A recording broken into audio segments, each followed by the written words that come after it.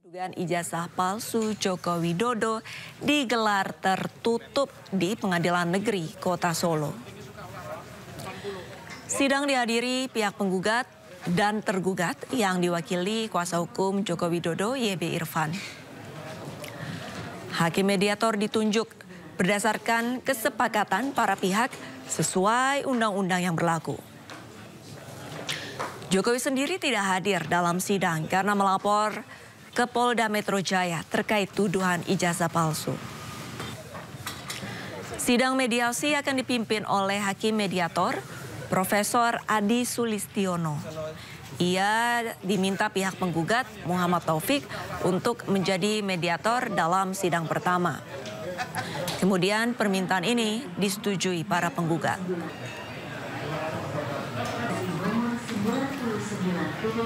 Dalam rangka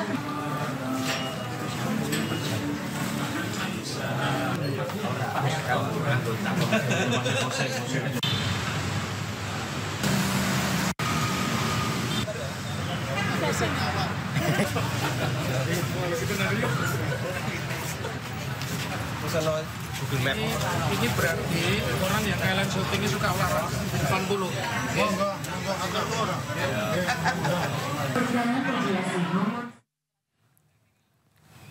Pemirsa, untuk mengetahui jalannya sidang mediasi gugatan ijazah palsu Joko Widodo di Solo, kita akan simak laporan dari Septiantoro dari Pengadilan Negeri Kota Solo.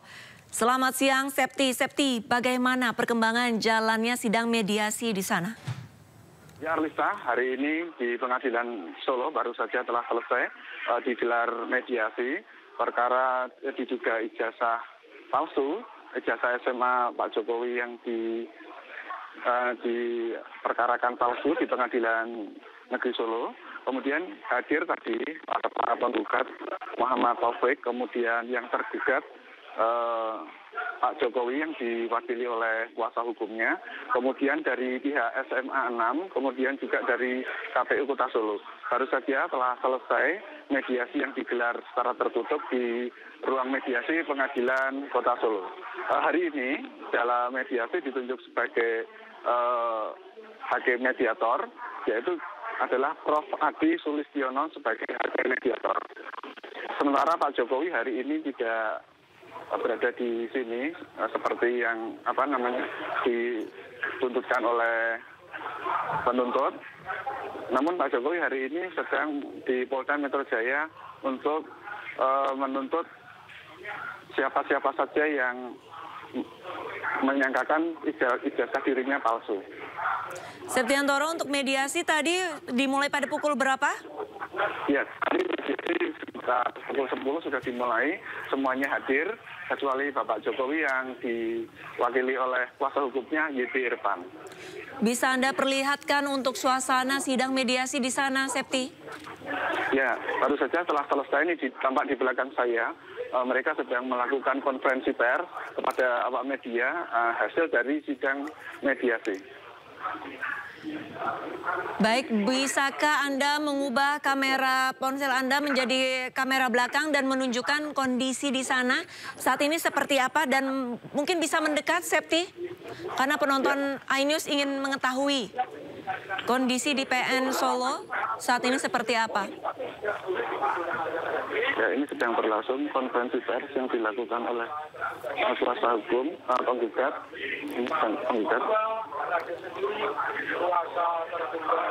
Kemudian yang di sebelah sana ada juga konferensi pers yang sedang dilakukan oleh Bapak YB Irfan sebagai kuasa hukum dari Bapak Jokowi. Septi, bisakah Anda lebih mendekatkan ponsel Anda ke konferensi pers tadi, dan penonton Breaking News iNews ingin mendengar kira-kira apa yang disampaikan? Sebentar, Pak. Jadi ini saya tadi menyambut Pak Taufik ya. Ini Terkait dengan mediasi tadi, intinya itu saya berpesan kepada para tergugat ya. Ini saya tunjukkan dulu jadwalnya. Ini sudah disepakati. Jadi ini ada jadwal mediasi, saya bacakan dulu. Rabu 30 April 2025 ini resume perkara dari pihak penggugat dan tanggapan dari para tergugat. Sini dah kelihatan. Itu akan Mundur.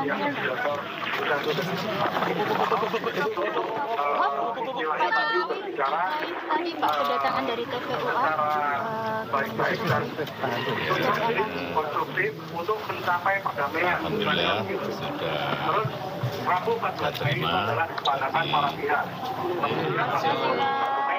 Itu kesimpulan. Sandaran. Apakah tercapai perdamaian atau dilanjutkan pada pemeriksaan perkara. Tapi dalam kesepakatan salah itu dimediasi.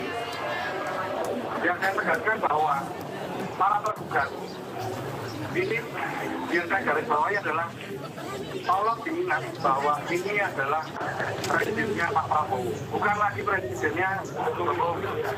Jadi ketika ada kesepakatan untuk berbuat yang tidak benar, ini bahaya. Kira-kira alasan-alasan yang bahwa itu tidak mau menunjukkan dan lain sebagainya, itu dilindungi oleh undang-undang. Karena apa? Presiden Jokowi, mantan Presiden Jokowi, itu adalah mantan presiden yang kita pilih semua. Dan kita berhak untuk mengetahui apa pendidikan beliau dan lain sebagainya. Itu ada dalam Undang-Undang Informasi Keterbukaan Informasi Publik. Dan dia bertentangan dengan Undang-Undang Sistem Pendidikan. Seorang sarjana itu harus bersedia mempublikasikan Organisasi masyarakat Forum Komun di ruang publik, dari ruang dari akses. Anda sekarang bisa buka Google. Sebetulnya topik apa? S2-nya topik apa? Jadi aneh. Jokowi itu benar. Today is not president. Today Jokowi is only Jadi kalau Baik, Septi. Baik, terima kasih banyak atas laporannya Septiantoro langsung dari Pengadilan Negeri Solo. Selamat kembali bertugas, Septi. Ya pemirsa, sejumlah terlapor. Ya, jadi saya sebenarnya kaget tapi juga berterima kasih ya. Karena inisiasi dari deklarasi ini bukan dari saya, swear. Ya, ini deklarasi ini inisiasi dari para penasihat hukum, para lawyer yang sempat kemudian mereka menghubungi kami berempat ya, saya, Dr. Ismon, Dr. Tifa, dan Rizal Fadila. Mereka menawarkan untuk kemudian mau membela kami ya, dan kemudian bahkan mengajak ratusan lawyer, juga tokoh masyarakat, kemudian juga ada ulama, profesor, guru besar, juga sivitas kriminal, bahkan mak-mak ya. Itu yang kemudian ada daftarnya sampai dengan lebih dari 500 ya gitu. Dan itu pun kalau nggak ditutup katanya akan sampai lebih dari 700 gitu ya. Dan mereka kemudian membuat acara yang sekarang masih berlangsung di Gedung Juang 45. Intinya apa? Intinya adalah alhamdulillah teman-teman atau warga masyarakat ini membersamai kami semua ya dalam menanggapi atau dalam menjawab tuduhan atau pelaporan ini. Jadi artinya kami ini nanti dianggap tidak hanya selaku kami mewakili pribadi masing-masing, tapi kami dianggap menyuarakan mereka, menyuarakan masyarakat. Dan itu sebenarnya adalah memang yang kita lakukan ya, yang kami lakukan itu memang bukan mewakili pribadi, tapi kami ini adalah selaku alumni dari salah satu kampus ya, jadi UGM yang merasa ada sesuatu yang tidak pas atau ada sesuatu benar pada ijazah dan juga skripsi yang ternyata sudah kami lihat betul ya. Jadi skripsi itu sudah kita pegang sebagai primary evidence atau bukti primer dan itu banyak sekali kecacatnya, banyak sekali kita benerannya dan itu makanya kita tuangkan dalam sebuah hipotesa atau sebuah kesimpulan bahwa skripsi sampai dengan ijazah Jokowi itu tidak benar alias palsu. Itu jadi deklarasi ini dukungan masyarakat untuk mendukung kami semua.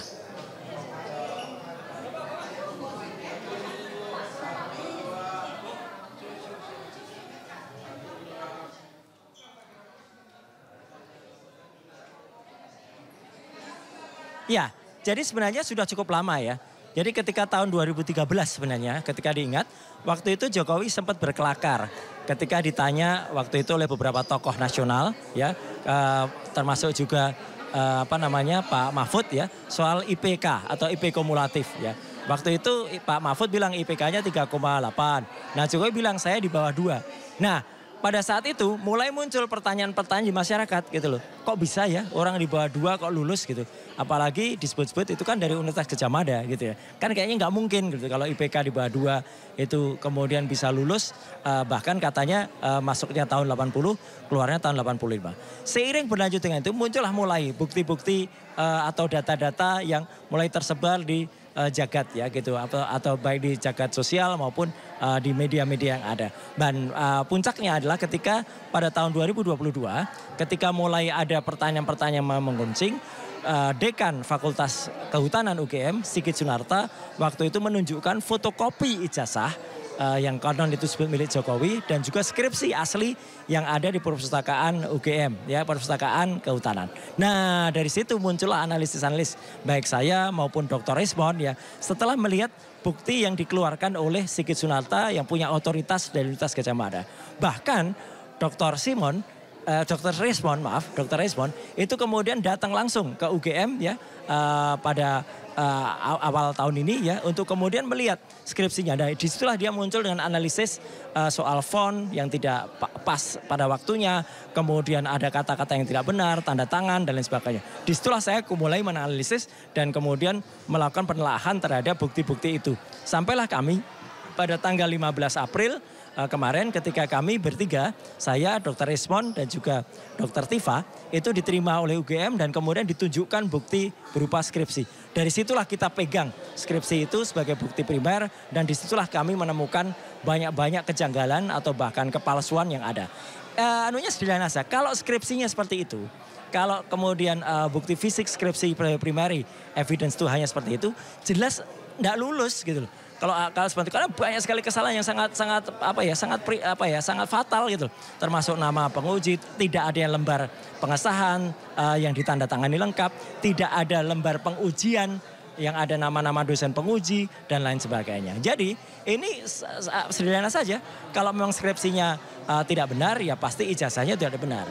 Akan halnya, ini perkembangan terbaru nih yang saya dengar. Tadi pagi katanya Jokowi melaporkan langsung ya, datang langsung ke Polda Metro Jaya. Menurut saya bagus ya, bagus. Jadi asal kita bisa lihat bahwa ini harus ujung pangkalnya adalah kalau dia lapor soal pencemaran nama baik, ujung pangkalnya adalah ijazah dan skripsinya.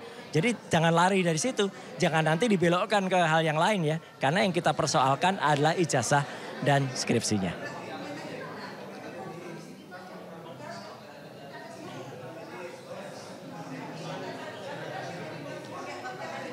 Dari SD sampai kuliah, nah bisa difoto begitu, tapi jangan disebarluaskan. Nah ini kalau misalkan dari Presiden ke-7 RI bilang sudah memiliki bukti ijazah, nanti selanjutnya akan seperti apa? Apakah memang saling adu keabsahan ijazah atau bagaimana, Bung Roy?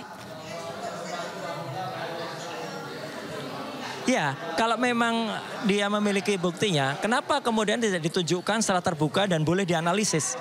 Karena Undang-Undang Keterbukaan Informasi Publik nomor 14 tahun 2008 itu membolehkan seseorang harus mengetahui bentuk-bentuk dokumen yang mana dokumen itu milik seorang pejabat publik atau tokoh publik gitu ya. Jokowi kan tokoh publik gitu, meskipun dia mungkin boleh mengatakan sudah tidak presiden lagi, tapi dia adalah penasihat di Danantara gitu ya. Jadi artinya dia harus tetap mau terbuka terhadap, dan itu tidak dikecualikan, tidak masuk pasal 27 ya dalam Undang-Undang Keterbukaan Informasi Publik itu yang dikecualikan. Nah, kalau saja kemudian waktu itu sempat ditunjukkan kepada wartawan, itu harus digarisbawahi, itu hanya ditunjukkan.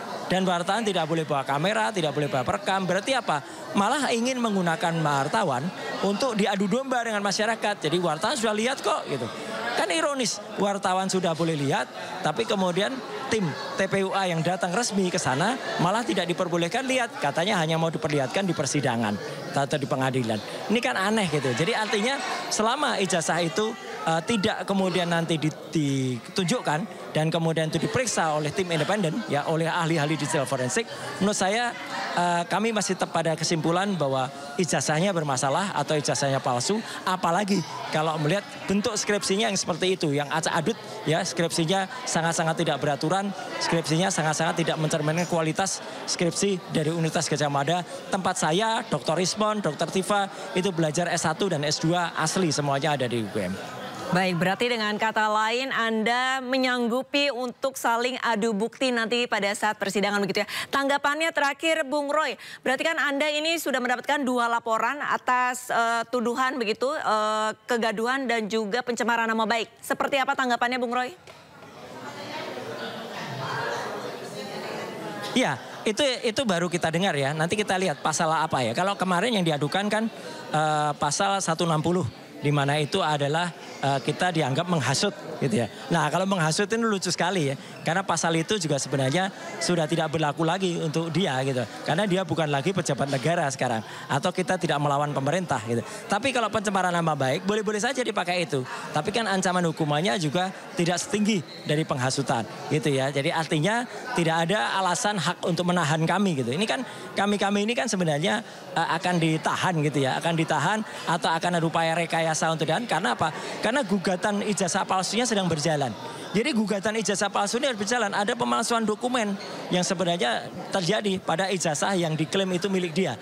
Dan gugatan ini itu pun mulai menemukan ada data di KPU tiba-tiba hilang, tidak bisa diperiksa lagi. Padahal data itu datanya Pak Gus Dur ada, datanya Bu Mega ada, datanya SBY aja. Masa datanya Jokowi nggak ada? Ini kan aneh gitu ya. Nah jadi ini harus paralel ya, kedua-duanya harus berjalan. Jangan sampai hanya pencemaran nama baiknya yang diproses dan itu dikatakan mau dilepaskan dari kasus skripsi, tapi justru skripsi dan ijazahnya ini yang kemudian ditinggalkan. Jadi sekali lagi masyarakat harus mengkawal ini, masyarakat harus mendukung penuh ya kerja dari kepolisian, jangan sampai kemudian mau untuk dibelokkan atau disederhanakan menjadi pencemaran nama baik dan itu tidak dikaitkan lagi dengan ijazah.